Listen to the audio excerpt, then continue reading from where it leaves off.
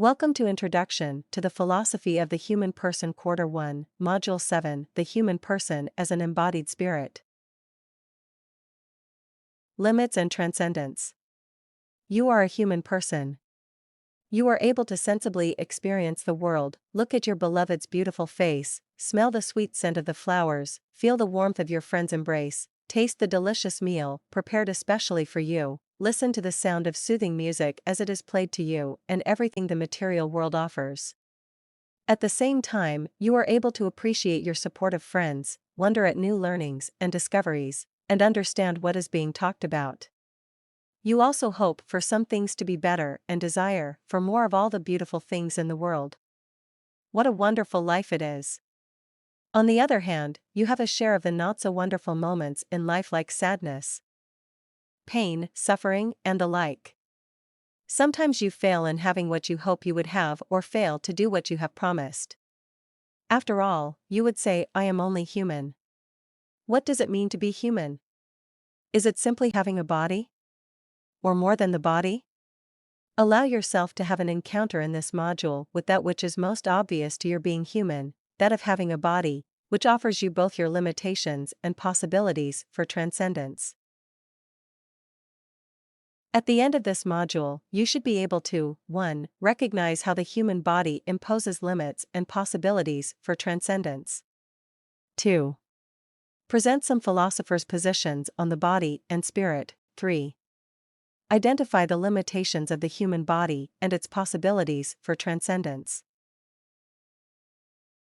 Now, here are some words you have to remember. Body is the physical or material makeup of yourself, spirit is the non-material aspect of yourself, embodiment means to make something bodily, as with actions as making bodily what is in the mind of the person. Embodied spirit is the human person that is not only a composite of body and spirit but a totality with all his capabilities and potentialities. Limitation refers to the dimensions of your body and what it cannot do. Transcendence refers to your ability or capacity to surpass the limitations imposed by your body. PRE test. True or false? On your paper, write T if the statement is true, and F if the statement is false. 1. Human beings have bodies and souls. 2. Crying can express my loneliness entirely. 3. I am one with the world because of my body. 4. I make the future present whenever I make plans. 5. I use my body in the same way I use my instruments. 6. The joy of receiving flowers proves that there is a body and soul. 7. The things I can feel and understand depending on my capability. 8. The body is seen more often as an object rather than a subject. 9. Faith and hope allow me to go beyond the limits of the here and now. 10. Sweating when anxious shows the unity of what is inside and outside me. Learning Activity 1. Self-description. It is the first day of school. The usual get-to-know-each-other activity is made. Imagine that your teacher asks you to find a partner and introduce yourself to him, her. Since you are a new student and no one in your class is neither a friend or an acquaintance, you have your seatmate as a partner. With this situation, list down 10 words that describe you best so that your seatmate can know you better. Look at your descriptions. Notice how many are descriptions of your body or your physical characteristic and how many are not bodily descriptions. Does it surprise you? Take the next activity. Learning Activity 2. Body or soul. Inside the box are activities you usually do. In your notebook, draw a heart and a cloud. Inside the heart, write the activities you consider as activities of the body. Inside the cloud, write the activities you deem as activities of the soul. Then briefly answer the succeeding questions. Processing questions. 1. Which activities do you recognize as activities of the body? Why? Explain your answer. 2. Which activities are activities of the soul? Why? Explain your answer. 3. Are there activities that may belong to both body and soul? What makes them activities of both body and soul? 4. How are you able to decide which ones fall into the category of activities of body/soul or body and soul? 5. Is it easy to identify or categorize each activity as belonging to body/soul or both? What makes it easy or difficult? Learning Activity 3. I and Nay. Below is a list of simple tasks you have to perform. On your paper, write I if you were able to successfully perform the task, and write Nay if you were not. 1. Touch your toes. 2. Say I love you. 3. Do a cartwheel. 4. Raise your brows alternately. 5. Whistle with your eyes closed. 6. Make a jump higher than 1 meter. 7. Let the tip of your tongue touch the tip of your nose. 8. Touch the ceiling with your feet, not leaving the ground. 9. Write I love you in a straight line with your eyes closed. 10. Slide the coin from your forehead to your mouth without hands. Processing questions. 1. How many of the tasks were you able to do successfully? 2. Which are the ones you were able to do? Not do? 3. What makes you able/not able to do the task? Let's explore this further. What does it mean to be human? It is as simple as having a body and soul. The body is your material aspect as a human person that makes it visible and tangible. Our 5 senses, taste, touch, sight, smell, and hearing, make it possible for us to be sensed. It is also the body that possesses material dimensions such as shape, size, texture, color, and weight.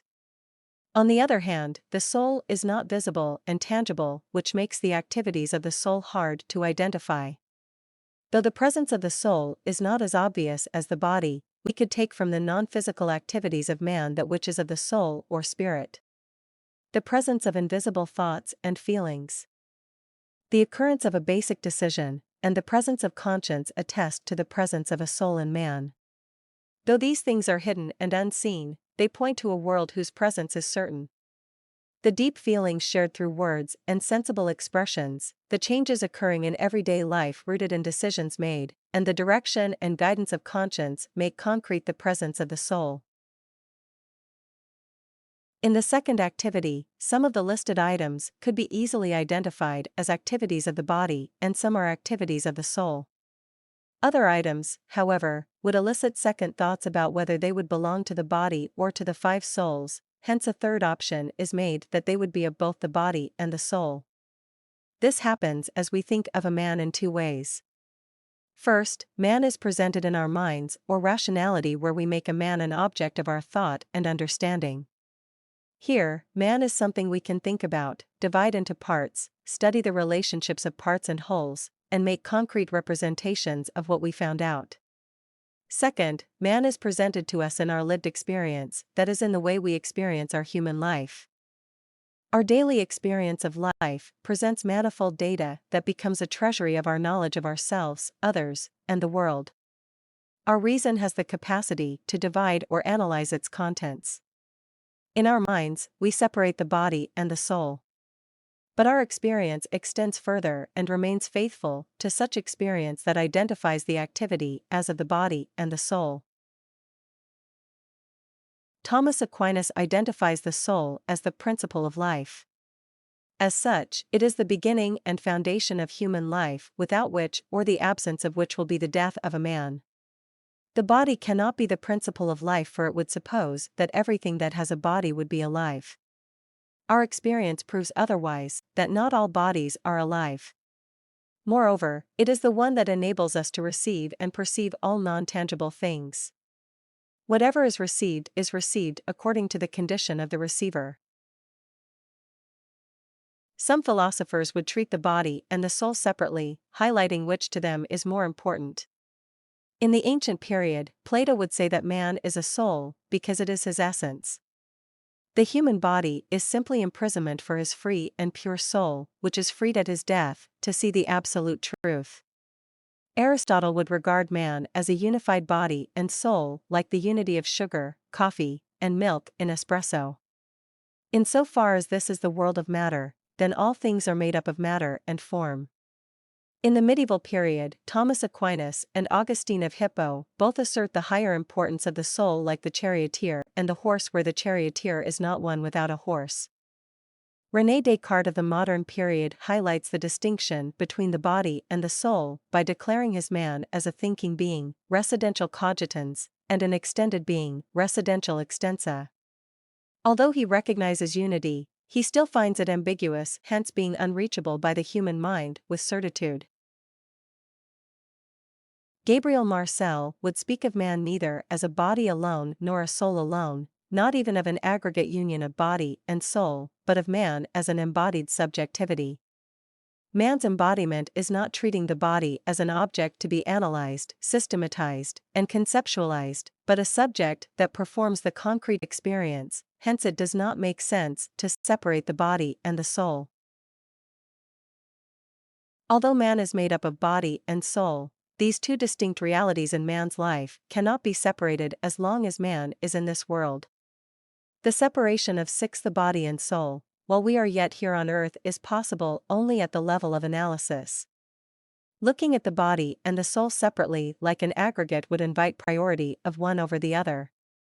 One becomes more privileged as being mundane or spiritual. The body is sacrificed for the sake of the spirit if it is more important, or the soul is sacrificed for the sake of the pleasure of the body. This would have further implications on the choices one makes and the possibility of abuse of one and neglect of the other. Neglecting one over the other is not being faithful to its actual experience. To be human is to have a body. Physical science would present man as a biological body that is made up of different parts. These parts made up the body system: circulatory, digestive, endocrine, immune, lymphatic, nervous, muscular, reproductive, skeletal, respiratory, urinary, and integumentary. Each system has functions to perform necessary for human survival. Social science's structural functional theory would look at the body in the same way. It is a part of the social system occupying a particular status and performing a specific function. This is man's body, a body object. Just like the sciences, this body I have is also a body object similar to the bodies of the sciences. This body I possess, a body, is an objectified body in relation to me and others. We treat it similarly to other objects liked and disliked. I color my hair, cut my nails, brush my teeth, and so many other things I do with it. Other persons could objectify it as well, admire, love, hate, keep, and dispense. At other times, I may use this body like an instrument I have. The feet take me to places I want to be, the eyes make me see the sceneries and movies I want to see. However, the body I have is not only a body object, because the body I have and I are inseparable. I am my body. I and my body are one and the same. When I think, it is not only my brain that thinks, but it includes all data given by my body. This occurs not in the succession-like manner as first being fed with the bodily sensations and then processed by the brain, after which I think, but it comes continuously and interrelated. When I feel, it is the totality of all systems in me taking its due course, such that when I am angry, the body expresses the feeling like contractions of the muscle, tightening of the lip, etc. It is through my body that I experience myself, others, and the absolute. There are many things that I can do because of my body. Other people understand me, what I mean, wish, and want, because these are expressed by my body. This is the body I work, play, and study with. This body also allows me to interact with my friends and all other individuals I form relationships. What I have with my body is not a static experience, but one that changes and develops throughout my life. Without such, they would surely find difficulty in ascertaining what I mean. I cannot separate myself from my body. I cannot reduce myself to my body, nor negate my body. My experiences as an embodied subjectivity may be limited by my body. There are many things I cannot do simultaneously because I am only limited by one body existing at a definite time, space, and nature. I cannot be here studying in the classroom and be at the canteen at the same time because my body allows me to be only in one place at a time. I cannot also be awake and asleep at the same time because my body allows me only one action at a time. I cannot hold more than my hands can handle. My biological configurations also limit me, like I cannot bear a child because I am a man. I cannot run around Mayon volcano in a marathon because my frail structure limits me. I cannot also be best in math because of the limitations of the capacity of my brain. Even if I want to be an NBA player, I cannot because my height is only a little more than the can of sardines. Even if I want to be healthy at all times, my body becomes weak and sick at times. When my body feels tired and exhausted, even if my spirit is willing, at this moment, I have to stop what I am doing and submit myself to the laws of nature. I am also limited by time and space. My birth date was set some time ago, and I continue to age as days and years go by until I reach the time of death. I was born in a family, in a place, to a parent and community I did not choose, but are already given to me. As I grow up, I cannot do and have everything I want because of time. Time once lost can never be regained. What I was not able to do yesterday, I cannot anymore do today because yesterday is done and gone. My body occupies a certain space only, extended as far as the tip of my fingers, toes, and head. My body cannot in its entirety express the content of my interiority. It can only express them as much as it could. There are many limitations offered by my being embodied with this body, however, there are always opportunities for transcendence, that is, going beyond these limitations. Transcendence begins with the acceptance of our facticity, that is, of our being here and now, from which we view things and people. Many things are given to us. Our current conditions, body, mind, community, and relationships cannot be changed, but these given would also be the same matter we could work on. We become true to our interiority and allow our body to express faithfully that which is interior. Epakata kung ano ang nilalugnaden. The body may have limitations, but our spirit is free. We take a stand and recognize that our being here is also coupled with being there and not yet. We have our choices to make. We cannot have everything once and for all, but in a series of before, now, and after, recognizing that now contains both the past and the future. We look back and imagine how things have been in the past, also make plans for the future, realizable or seemingly not, hence making them present and available here and now. We wager in things that are not certain and intangible yet. Believers call it faith, the assurance of things hoped for and convictions of things unseen. Hope puts trust and expectation that certain things will happen. Faith and hope attest to the possibility of transcending the here and now and testify to the possibility of going beyond these limitations. These contribute to the meaning one finds and makes in life, going beyond the confines of the body. We are a product of historical events that contain possibilities, and being conscious of these, we can make history. Historicity is both destiny and responsibility. Application, Practice Task 1. How do philosophers regard the body and the soul? Fill in the chart how each philosopher regards the body and soul. Practice Task 2. Identify the things you consider to be your limitations given by your body.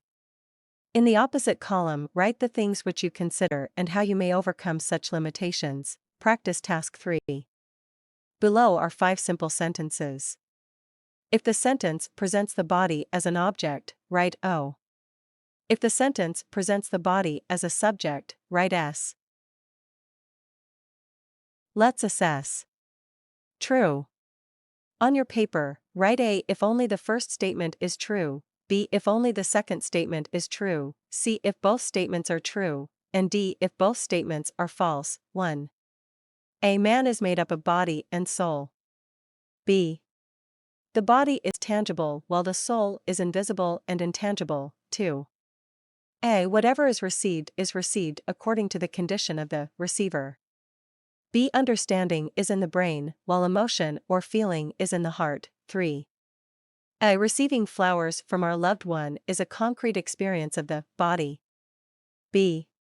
The joy that one feels from flowers received is an intangible proof of the soul. 4. A. Gabriel Marcel suggests the separation of body and soul as embodied. Subject. B. René Descartes asserts relationship as similar to the charioteer and horse. 5. A. The body subject is similar to the body studied in psychology. B. The body object is similar to the body studied in physiology. 6. A. Sweating of palms when anxious typically exemplifies oneness of body and soul.